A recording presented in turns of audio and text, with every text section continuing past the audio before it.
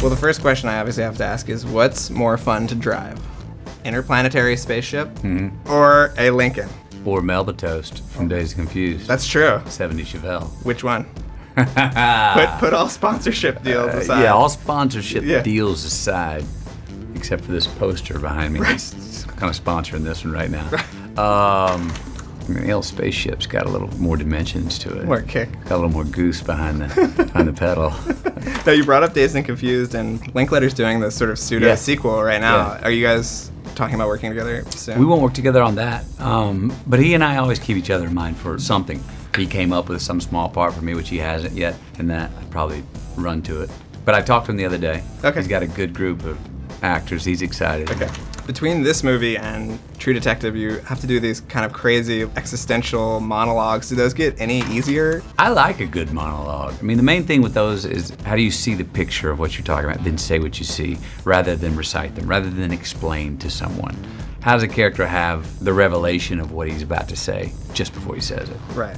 That's kind of the fun challenge with those. Now, you've sort of stayed away from these giant movies and been doing these really great sort of smaller things. Now, what is sort of the challenge of something like Interstellar compared to Dallas Buyers Club? Well, story-driven picture. This one in particular, more of a heroic character. Now, stereotypically, the hero is so much more considerate than all those guys I've been playing. Sometimes I don't want to be as considerate. Right. I like being more inconsiderate. And then the idea, I remember Chris early on going, this guy's the everyman. And I was like, oh, who's that? And it's still a question I haven't answered. And one of my answers was, well, the everyman's no man at all. And I was like, well, I don't want to be no man at all. How do I give this guy an identity?